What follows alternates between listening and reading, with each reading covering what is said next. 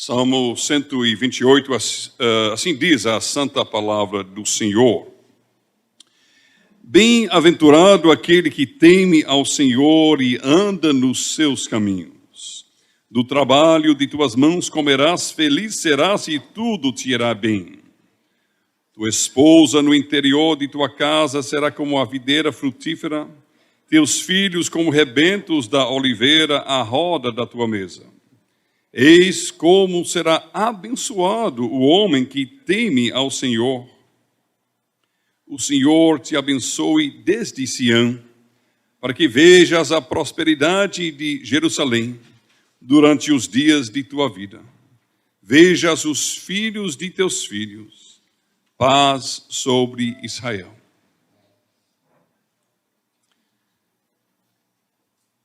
O que é mais espiritual? Preparar almoço ou passar uma hora em oração?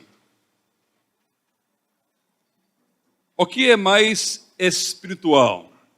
Consertar um ar-condicionado quebrado ou ouvir uma pregação?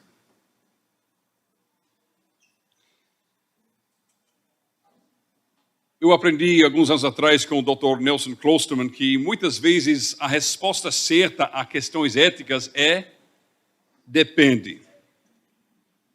Não por causa da verdade ser relativa, não. Mas porque precisamos saber o contexto da pergunta. O que é mais espiritual? Preparar um almoço ou passar uma hora em oração? Depende. Se são 11 horas... e a irmã crente tem um marido que está precisando comer ao meio-dia, para depois voltar para o seu trabalho, e ela negligencia sua vocação e seu chamado de mãe, de esposa, e ela vai para o prédio da igreja e passa uma hora em oração. Isso não é piedoso. Isso não é espiritual. Isso é pecado. Porque ela está negligenciando aquilo que Deus deu a ela para fazer. Se alguém trabalha na área técnica de consertar ar-condicionados e no dia do Senhor, seu patrão chama ele, liga para ele e diz: veja bem, tem vários serviços para fazer, vamos adiantar e eu pago você 2 vezes o valor que normalmente você vai receber. E o crente diz: poxa, que bênção. Eu vou receber muito dinheiro, eu vou então negligenciar o culto solene, eu vou negligenciar ouvir a palavra de Deus, a voz de Deus e a comunhão dos santos, eu vou correr atrás de mais dinheiro.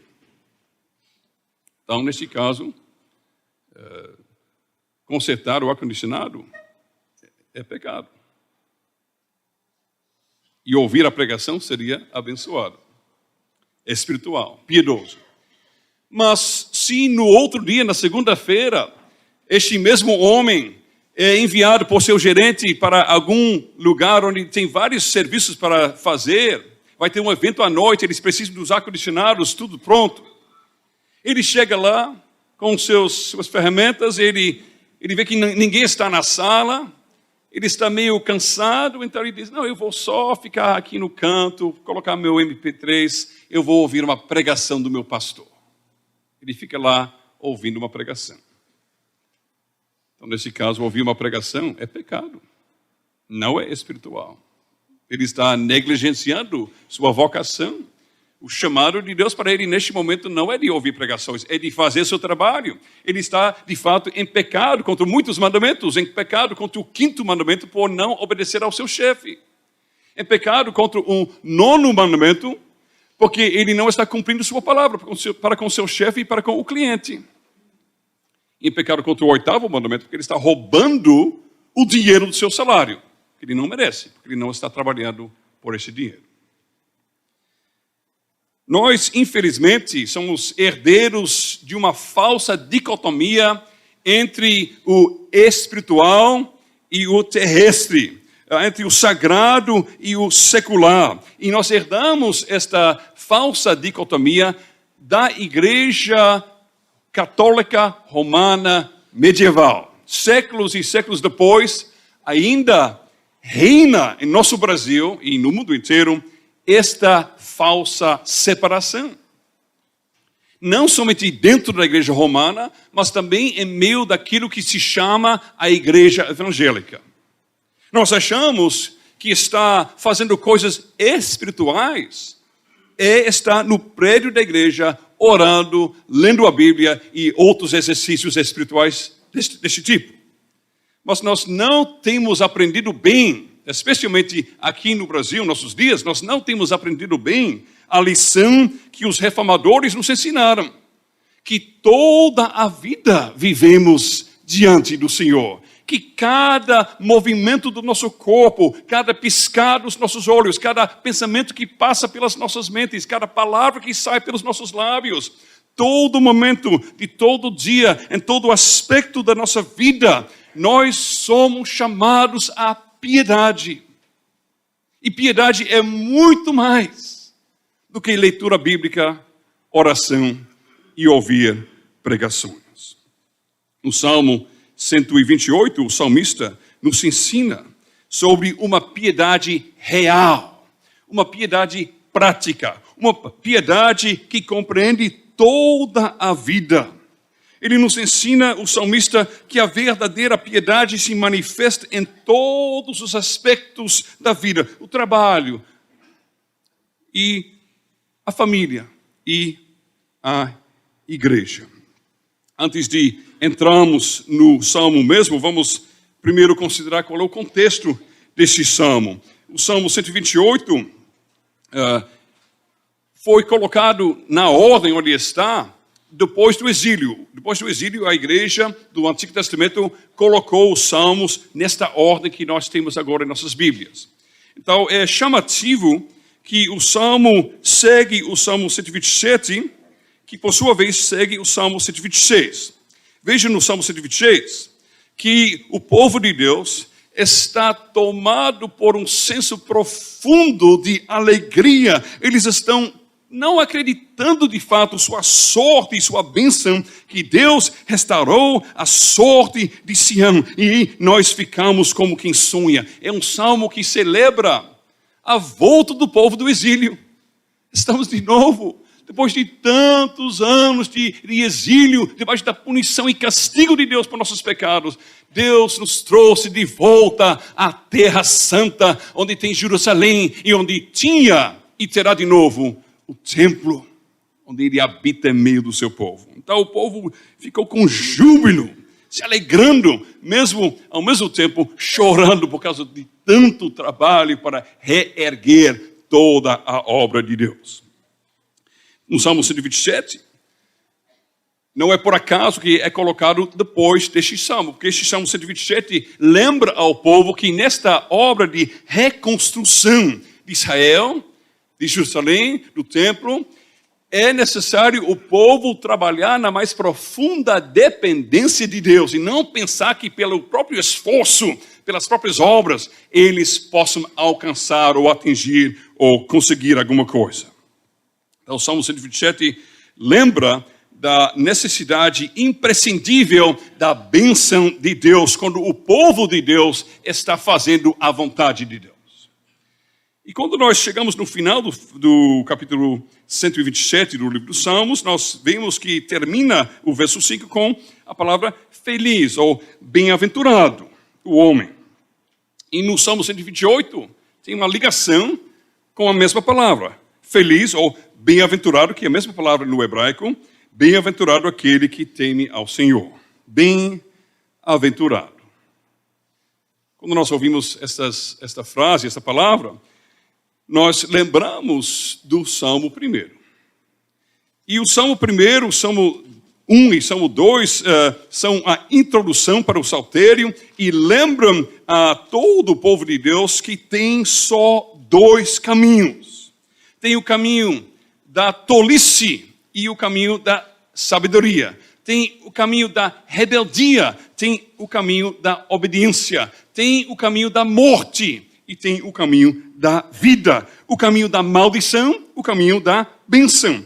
todos os escritos na Bíblia estão batendo nessa tecla repetidamente. Salmos, Provérbios especialmente, estão sempre lembrando isto. Só há dois caminhos, só há duas formas de viver.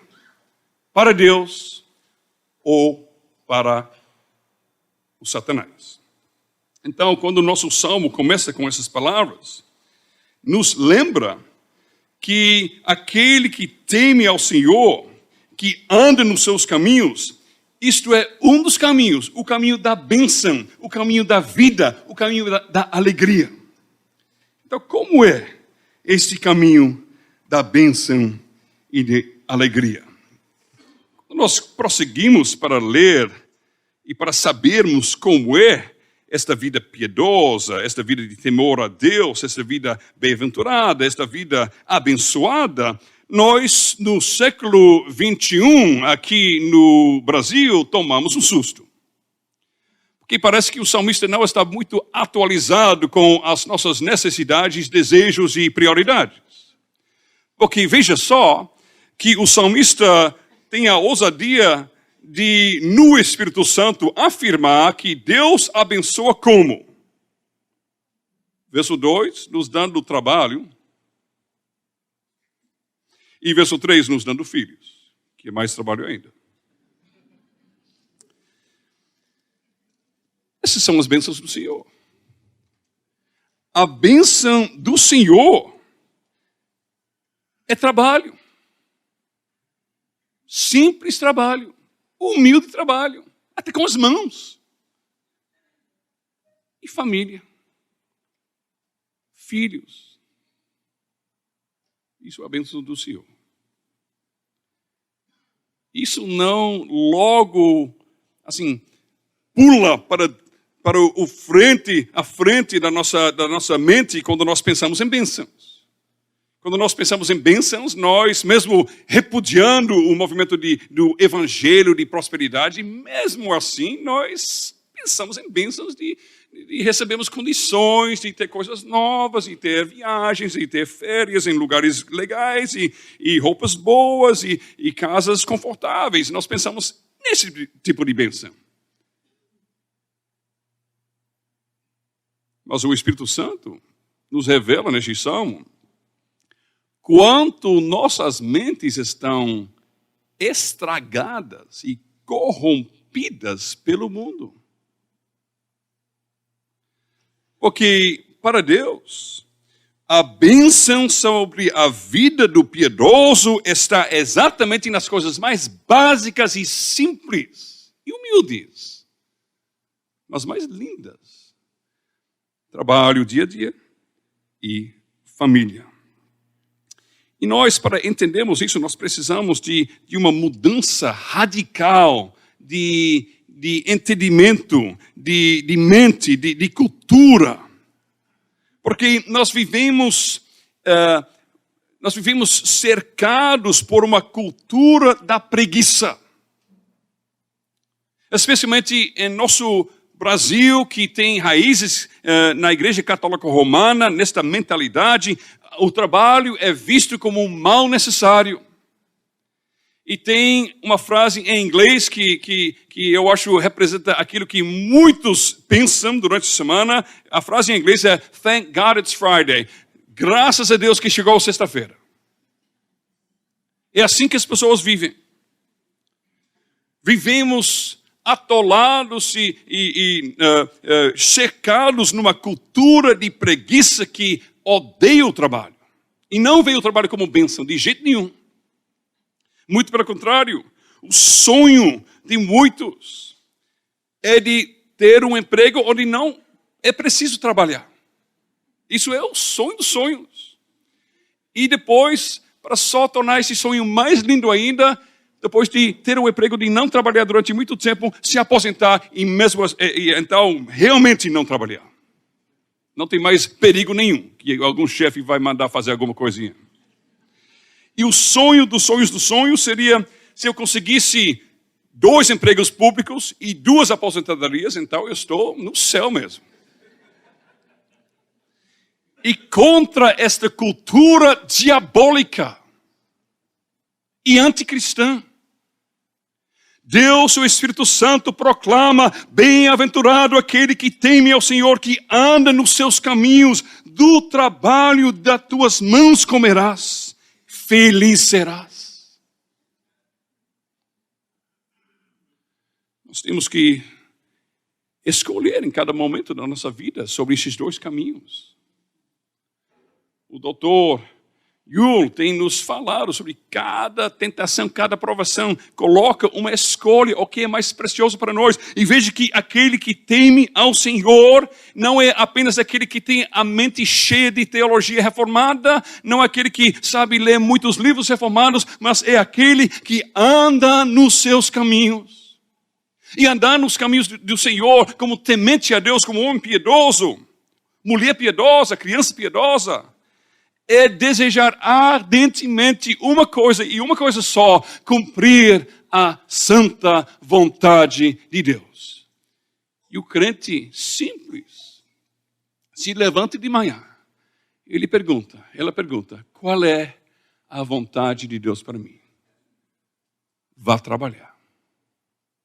Isso é a vontade de Deus. E só no caminho de seguir e cumprir e obedecer à vontade de Deus, só neste caminho, naquele caminho, tem bênção, tem bem-aventurança, tem felicidade.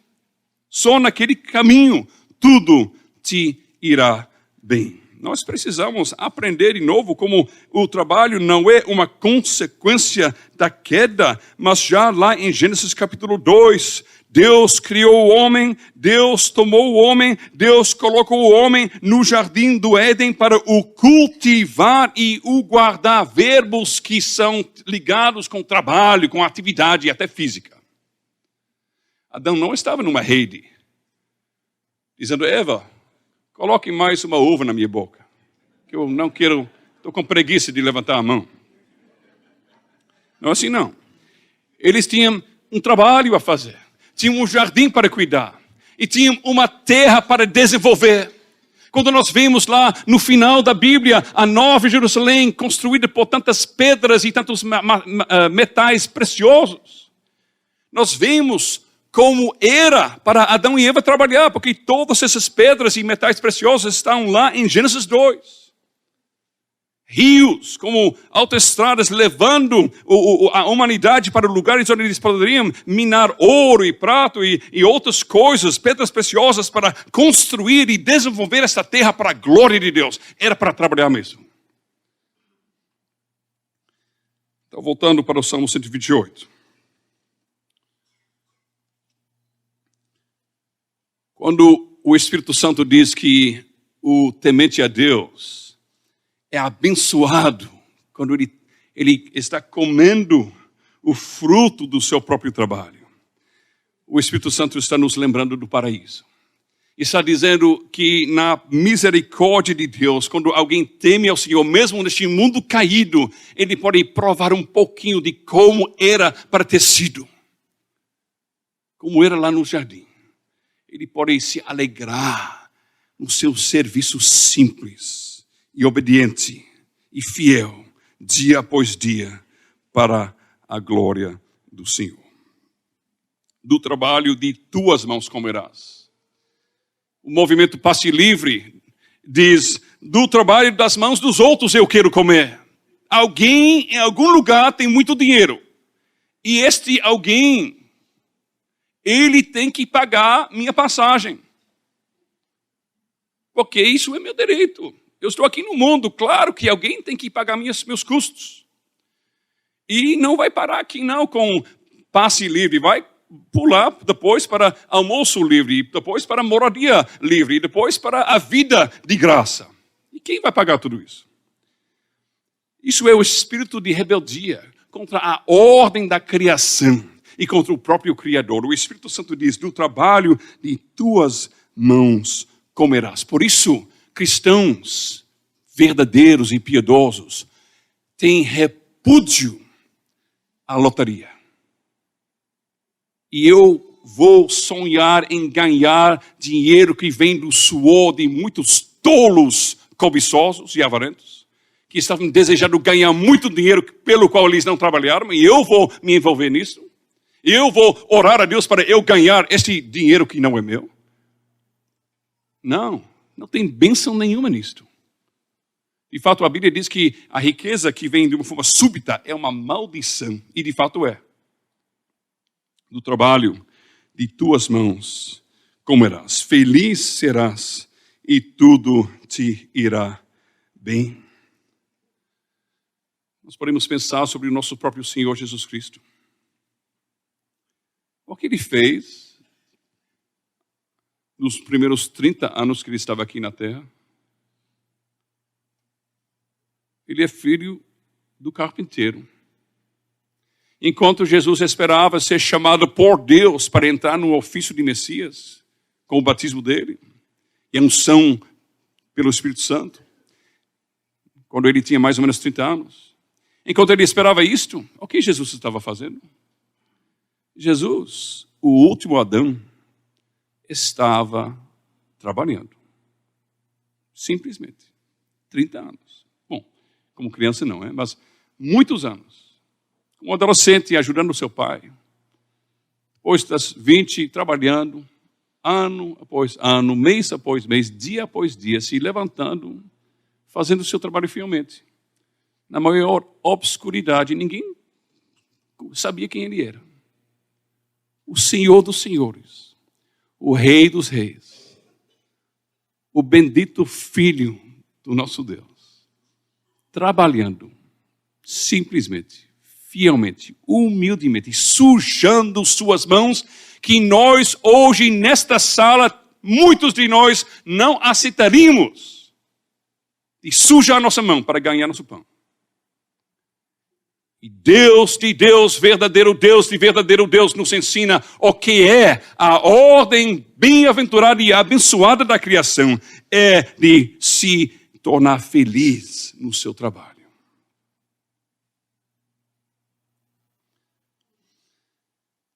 Paulo não fala isso.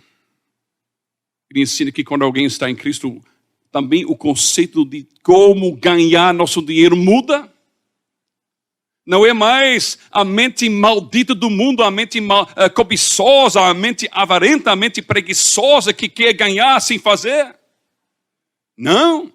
Quando alguém está em Cristo, se alguém furtava, que não furte mais, mas trabalhe com suas mãos. E aos Tessalonicenses, Paulo fala durante muitos versículos, até chamando a atenção ao próprio exemplo dele, como apóstolo, que ele trabalhava para se sustentar com suas mãos. E até lembrando à igreja a sua ordenança que se alguém não quer trabalhar, que ele não coma. Spurgeon falou uma vez com uma empregada doméstica bem humilde.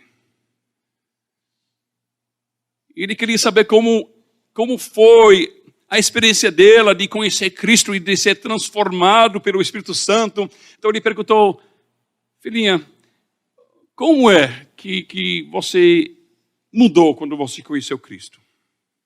E ela, de uma forma tão simples, ela disse: pastor Spurgeon, antes de conhecer Cristo, eu varria a sujeira debaixo do tapete. Mas agora não mais. Mudou o conceito de trabalho dela. De ser uma pessoa preguiçosa, só para fazer para enganar, só para fazer para que ninguém reclamar. Agora ela começou a trabalhar, como Paulo diz aos Efésios, como se Cristo fosse seu gerente, como se Cristo fosse seu patrão, trabalhando fielmente e alegremente nas coisas mais humildes que Deus desse a ela para fazer.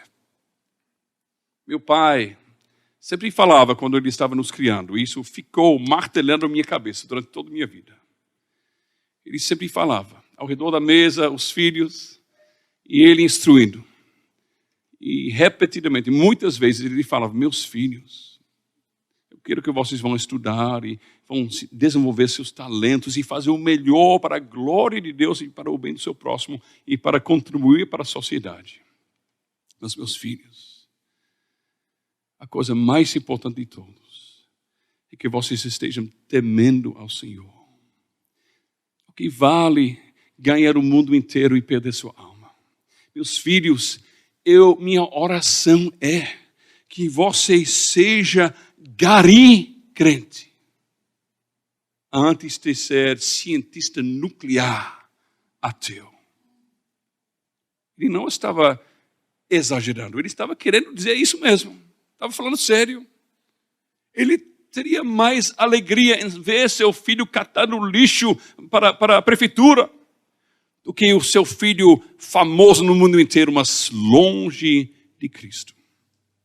Será que esta cultura de trabalho feliz, bem-aventurado e piedoso, será que esta cultura nós estamos inculcando em nossos filhos? Será que isto o que eles estão aprendendo não somente das nossas bocas, mas também do nosso exemplo? Quando nossos filhos estão olhando para as nossas vidas, eles estão aprendendo esta lição.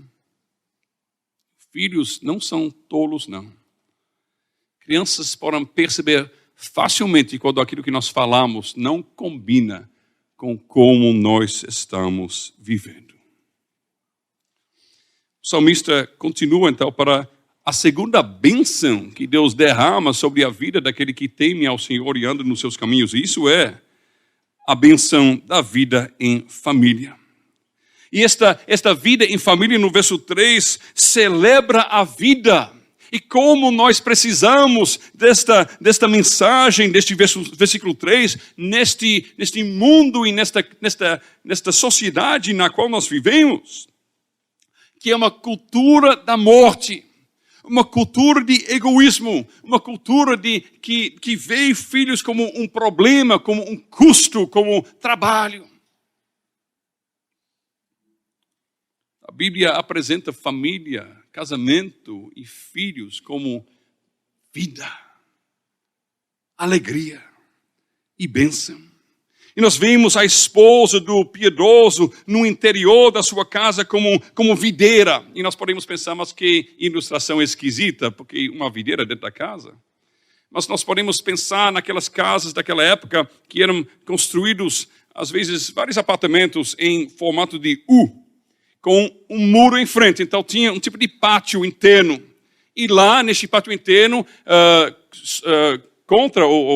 crescendo, se apoiando nas paredes da casa, nos muros da casa, estava a videira. Então, sua mulher será como videira frutífera no interior da sua casa. Às vezes você vai para um casamento e tem aquelas brincadeiras de mau gosto, que aliança, por exemplo, é uma algema em miniatura. O mundo gosta de brincar assim, porque de fato o mundo acha que é assim mesmo. Quando você casa, você está se limitando, você está sendo preso neste relacionamento. Mas a Bíblia apresenta o casamento como algo mais lindo. Algo que tem a ver com felicidade profunda. A mulher é como videira frutífera. O que produz a videira? Uvas. E das uvas nós fazemos o quê? Vinho. E vinho Deus nos deu para quê? Para alegrar o coração do homem. A esposa piedosa traz alegria para seu marido. Ele se alegra na sua família. E veja que ela está no interior da sua casa. Se tem uma verdade bíblica que mais nos incomoda hoje em dia, é que a Bíblia ensina qual é o papel da mulher, que o papel da mulher está, sem dúvida, ligado à casa e à família. E nós não queremos saber disto, porque o mundo ao nosso redor diz que isso limita a mulher. Isso oprime a mulher, isso reprime a mulher, isso tira a liberdade da mulher. Mas já passamos por esse tipo de conversa e diálogo. Já estivemos lá em paraíso, onde Deus falou assim e a serpente falou assado. E já sabemos como é quando nós dizemos que Deus é mentiroso e que o Satanás está com razão. Nós já vimos as consequências de seguir as malditas mentiras do inferno da serpente. Mas mesmo assim, nós insistimos vez após vez, nós insistimos nesse ponto aqui, que Deus está um pouco equivocado. Não, Deus, não, tu és criador, tu criaste mulher, homem, deste o papel de cada um, criaste a família, casamento, mas tu não entendes. É difícil, limita. De fato, nós sabemos melhor do que o Criador como funciona a sua criação.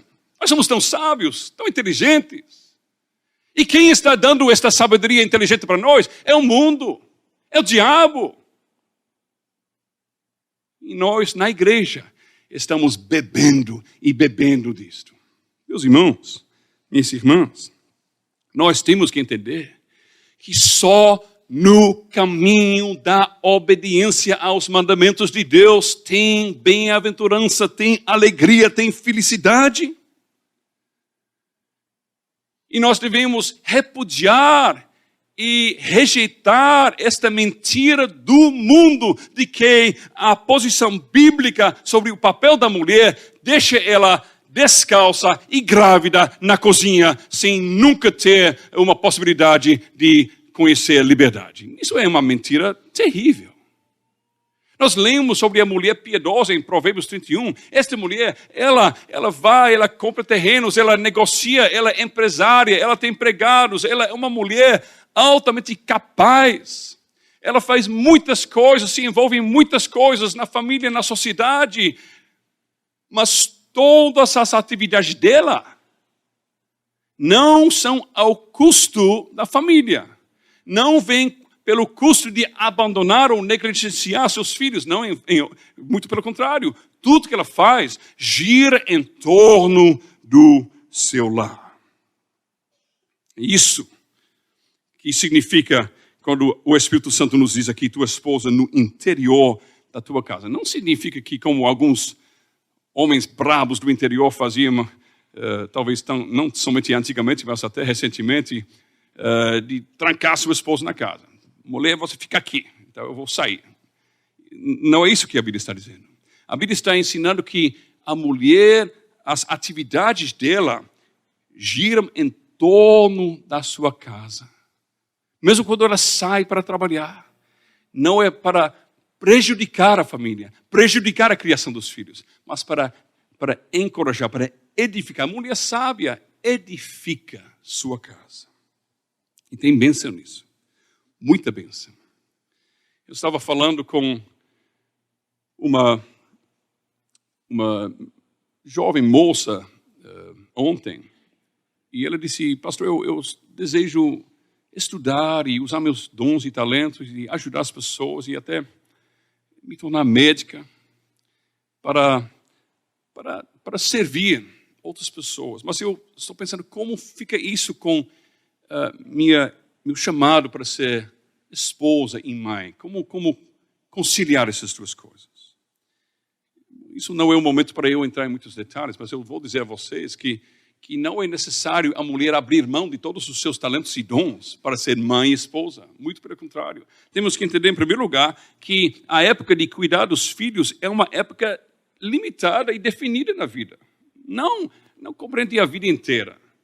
Então a mulher pode se preparar, ela pode estudar, ela pode alcançar uma profissão, ela pode escolher livremente de ficar mais em casa ou organizar suas atividades para nunca deixar seus filhos nas mãos das outras pessoas, especialmente das pessoas descrentes. E Deus vai abençoar esse desejo. E passa esta fase. E os filhos são maiores. E ela pode voltar para suas atividades profissionais com muito mais experiência da vida real agora. E ela pode talvez até servir melhor na sua profissão por causa desta experiência. Nós podemos pensar em nossa irmã Maria. Imagine se Maria, a mãe do nosso Senhor Jesus Cristo, fosse uma moça bem moderna dos nossos tempos. Ela tinha talvez 14, 15 anos, ela era bem jovem. Imagine o anjo vindo e dizendo, você vai ter um filho. Imagine Maria tendo seguido este ensino maldito que tem na rede pública, pelo menos, mas também em muitas escolas particulares, de que ensina que criança é peso, é problema, é algo para ser evitado. Se for necessário, é para matar mesmo, abortar, porque a mulher não pode ter nada que vai limitar a sua liberdade. Amor sacrificial, nada disso. É amor egoísta mesmo que vai ser a felicidade para você.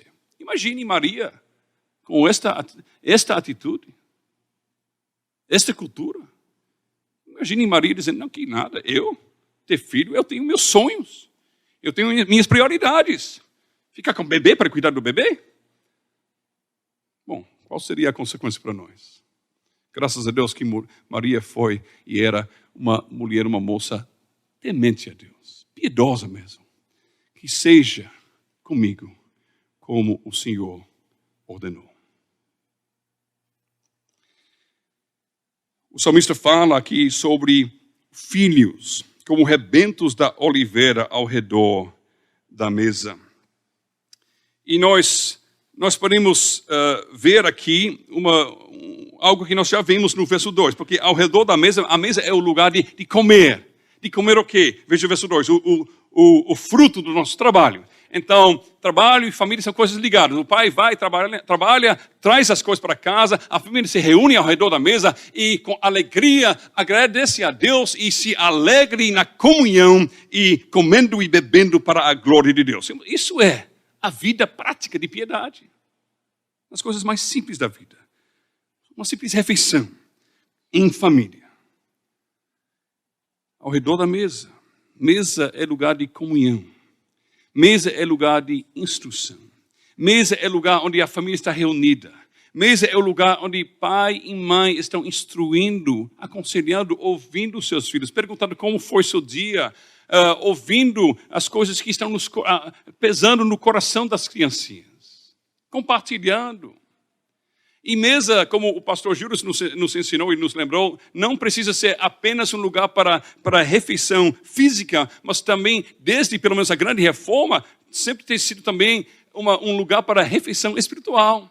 O eleitor Frederico, que mandou confeccionar o Catecismo de Heidelberg, ele com sua esposa, no castelo lá em Heidelberg, ele e sua esposa se reuniam para todas as refeições, comer, orar, ler a palavra e cantar um salmo. E os servos, que não eram tão reformados, achavam isso meio esquisito. Mas mesmo assim eles faziam. Eles chamavam também os servos para participar, porque faziam parte do lar, da casa. Sabe alguma coisa? Que a prática em muitas famílias de descendência holandesa reformada, até hoje, é que na própria mesa tem uma gaveta. E você abre esta gaveta, o pai, depois da refeição, abre a gaveta, tira a Bíblia e diz, meus filhos, agora vamos comer o nosso alimento espiritual. Vamos ler a palavra do Senhor.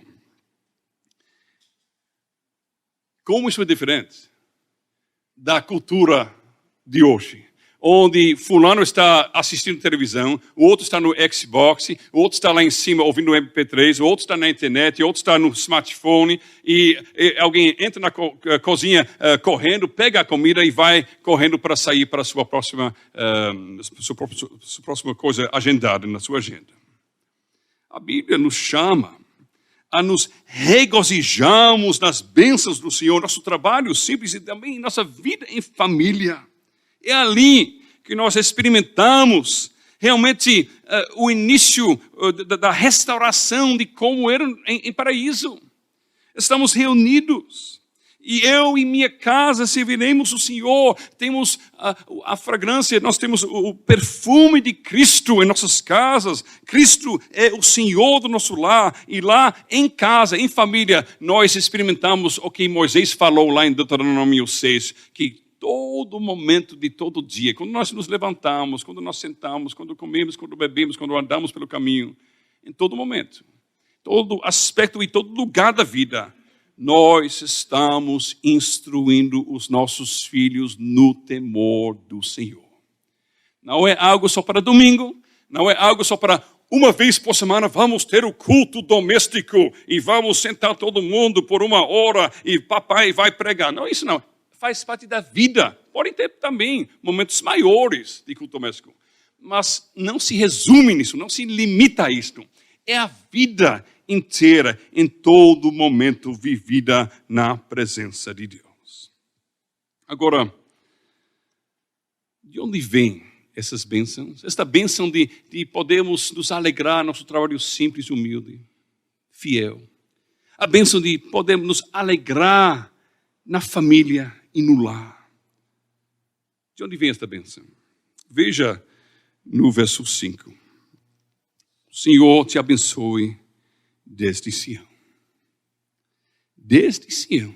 Porque a vida de trabalho, de família, não acontece isolado, mas acontece no contexto da comunhão dos santos, da igreja de Deus, da nossa conexão com Deus, que é através do povo de Deus e da igreja de Deus. Veja no verso 5 e verso 6, que fala sobre Sião, que fala sobre Jerusalém, que fala sobre Israel.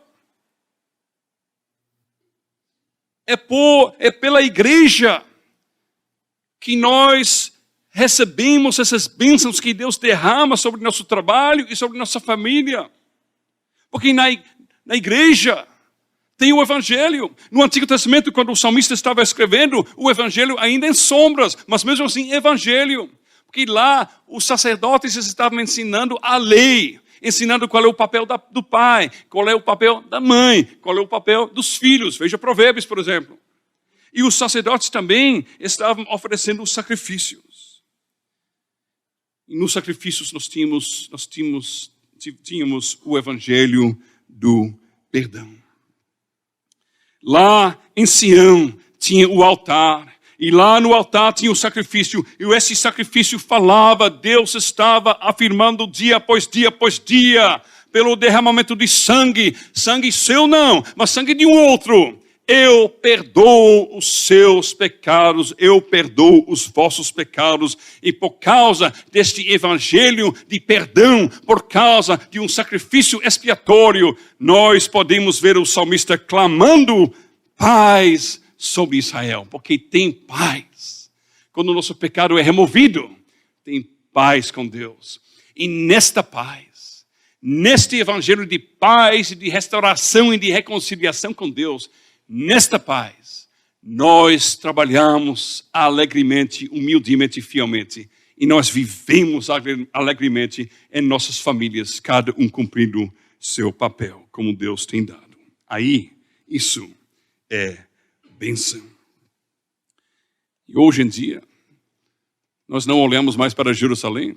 Jerusalém, agora, nós esperamos lá de cima.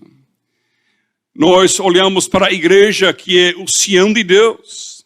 E na igreja nós não temos nem templo, nem altar, nem sacrifício. Louvado seja Deus. Porque Cristo ofereceu o sacrifício uma vez por todas.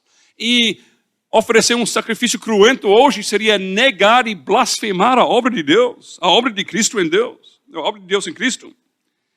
Então nós olhamos para a igreja. Na igreja nós temos o evangelho do nosso Senhor Jesus Cristo.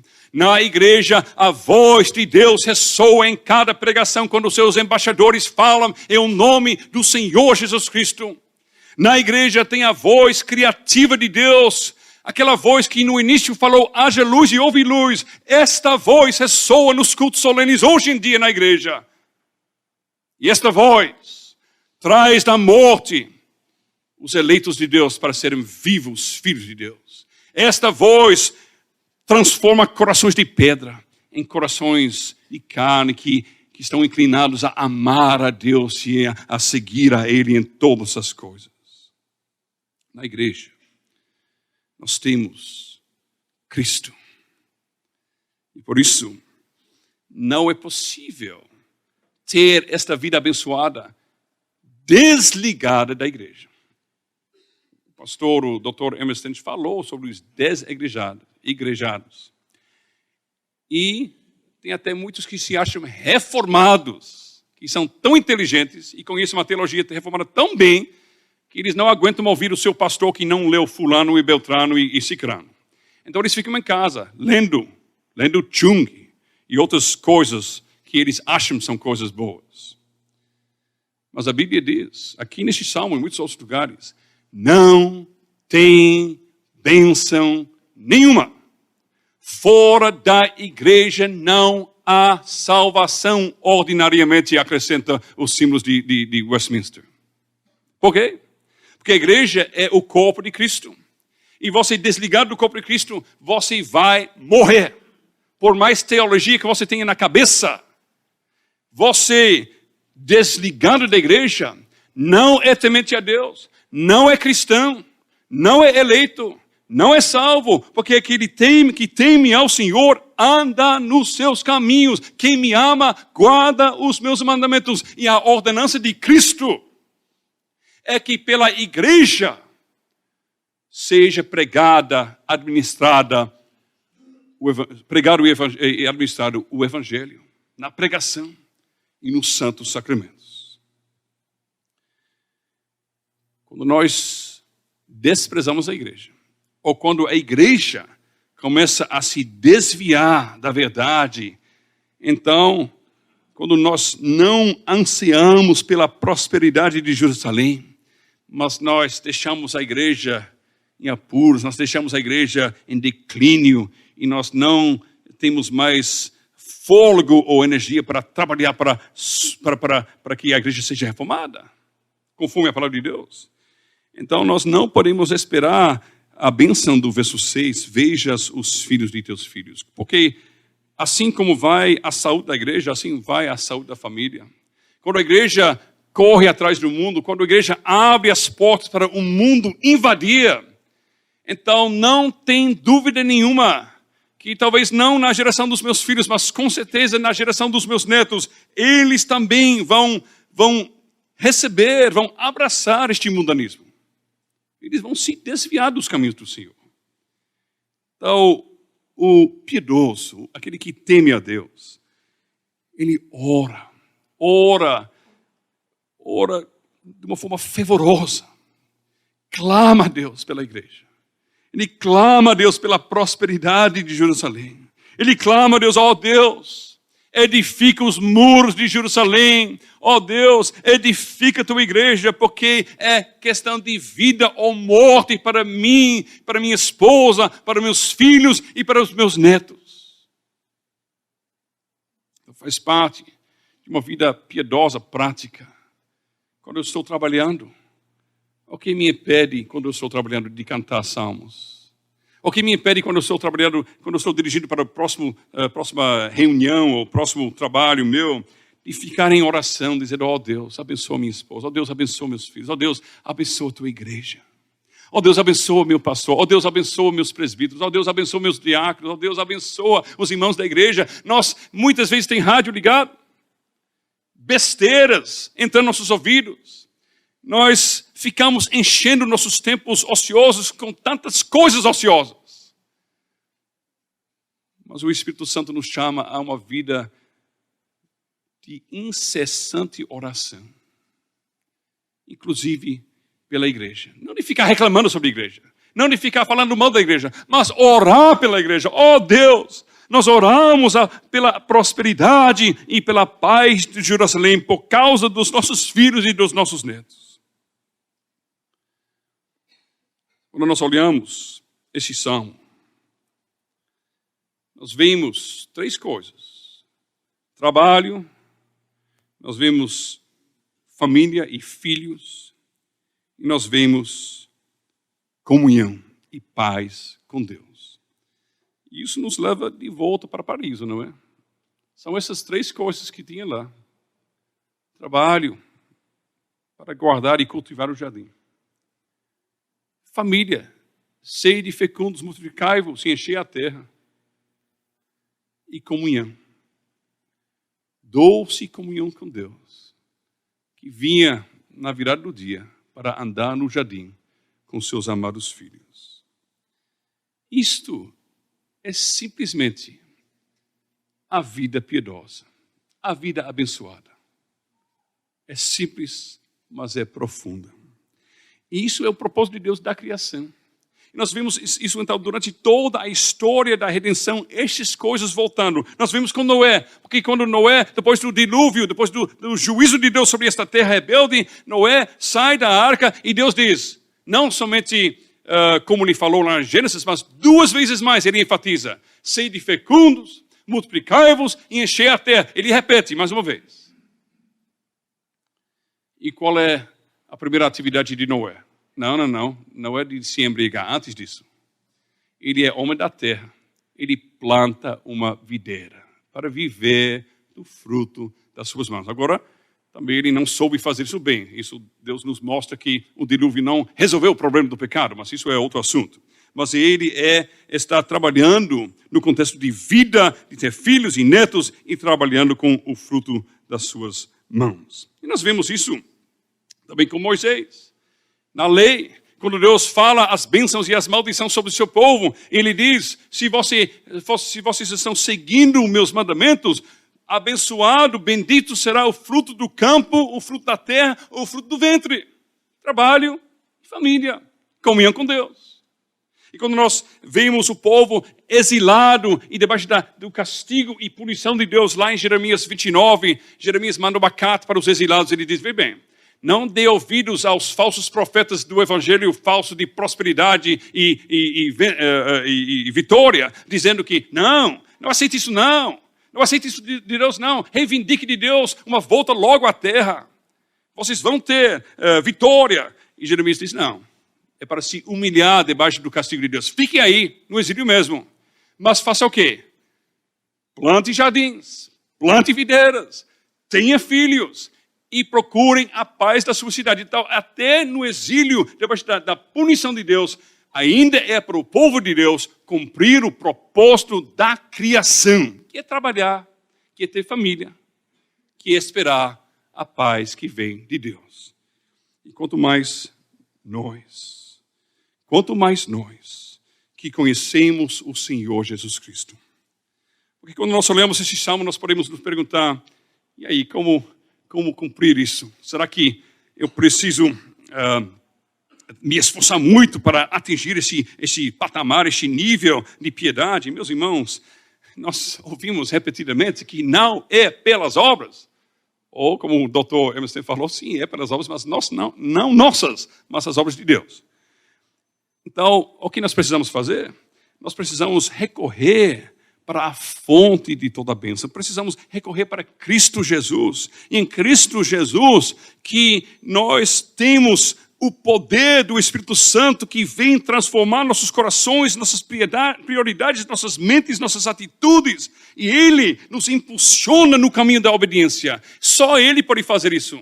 Não é pelo esforço nosso. Então temos que recorrer à palavra, temos que clamar ao Espírito Santo.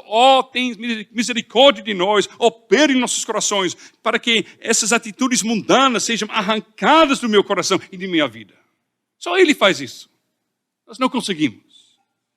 Mas quando Ele opera em nós vemos e nós veremos uma vida transformada.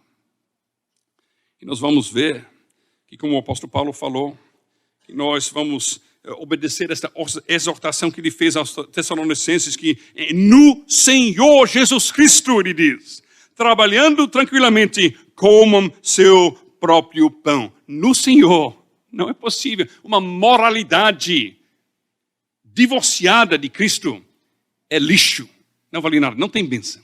Mas no Senhor Jesus Cristo. Também, minhas irmãs, só no Senhor Jesus Cristo que você consegue enfrentar esta onda, este tsunami de oposição contra você, quando você quer seguir a vontade de Deus para a sua vida, quando você quer, em Cristo Jesus, cumprir a sua missão de mãe, edificando sua casa e organizando sua profissão e seu trabalho e suas atividades ao redor e em favor do seu lar e da sua família. Você vai receber e experimentar muita oposição. Porque o mundo e a igreja mundana odeiam as coisas como Deus tem criado. Eu me lembro, minha cunhada, ela estava trabalhando no banco. E uma mulher recebeu um bebê, teve um bebê. E passou algumas semanas com o bebê e depois voltou para o trabalho. E bebê nas mãos do outro, não era crente. E chegou no banco uma mãe com um bebezinho. Tudo fofinho e todo mundo, que bebezinho. E aquela mãe que tinha bebezinho em casa, olhando com aquela cara angustiada, pensando no bebezinho dela e com tanta vontade. O bebê começou a chorar e eu acho que as mães aqui sabem que quando o bebê chora, Deus criou o corpo da mãe para que tenha uma reação física a isso, que o leite começa a fluir. Então até isto está embutido na criação. E as outras mulheres falando a ela, segure, não olhe para o bebê, não ceda, não ceda. Quer dizer, não seja quem você é. Não seja uma mãe. Reprime a verdade na sua injustiça. Reprime quem você é. Siga Mamon. Mas não cumpra o propósito da sua criação de ser mãe e de ser esposa. Esta atitude mundana só podemos rejeitar no poder do Espírito do Senhor Jesus Cristo. Então a questão não é quem nunca sai da casa é mais piedosa. A questão não é quem tem uma reca de filhos é a pessoa mais piedosa do mundo. Não é isso, não.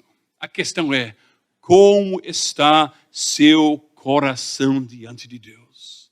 Você tem a atitude de Maria, assim como o Senhor falou, assim que seja comigo. Ou você tem a atitude do mundo, que despreza e rejeita as coisas que Deus tem criado e que Deus tem ordenado. Quero aproveitar para chamar sua atenção, meus irmãos e minhas irmãs, ao final de capítulo 128, verso 3. Os teus filhos como rebentos da oliveira, à roda da tua mesa. A oliveira é uma árvore que você pode, que só quer crescer, só quer se multiplicar, só quer puxar mais rebentos. Você pode cortar a oliveira e vai puxar mais rebentos ainda. Quer reproduzir. Está na natureza da oliveira. O que o Espírito Santo quer dizer com isso? Que faz parte da natureza de quem você é, mulher. Que você é fonte de vida. Deus criou você e criou seu corpo para o propósito de produzir nova vida. E isso é uma grande honra, um grande privilégio. Multidão que ninguém enumera vai encher os novos céus e a nova terra. Todos eles, com exceção de Adão e Eva, todos eles, incluindo o próprio Senhor Jesus Cristo, que nasceram de uma mulher. E a mulher acha que ela não tem algo a fazer no reino. Deus poderia ter criado o mundo já com bilhões e bilhões de bilhões e multidão que ninguém enumera de pessoas. Ele poderia ter feito isso. Mas aprove a Deus criar um casal. E por meio do fruto do amor santo deste casal, fazer crescer a população desta terra. Todo mundo que está no céu, isso foi o propósito de Deus. Seria o fruto do mais íntimo amor entre um homem e uma mulher. Então, alguém falou ontem comigo, é meio difícil seus filhos estar à roda da tua mesa se você insistiu com Deus em só receber um, né? Porque uma criança não pode estar ao redor da mesa.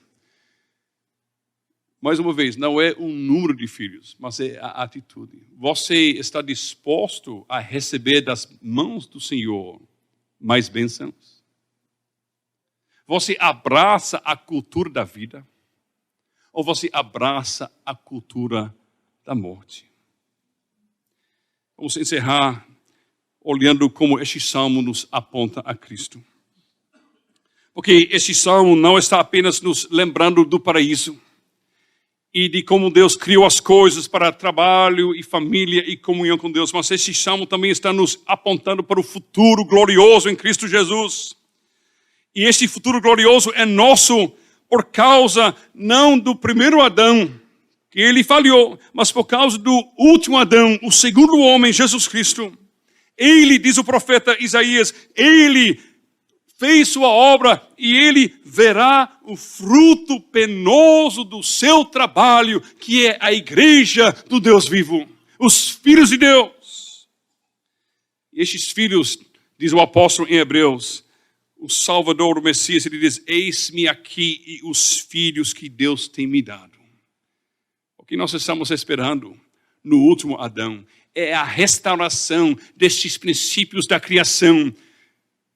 Trabalho fiel, filhos e família, e comunhão com Deus. Tudo isto se concretiza e se restaura no Senhor Jesus Cristo.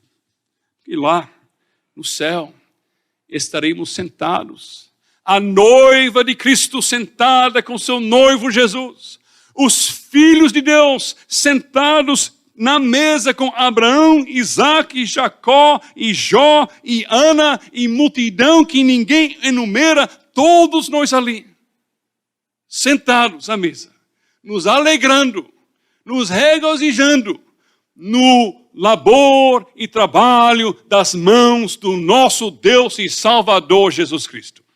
E o que está no cardápio? Jesus não falou: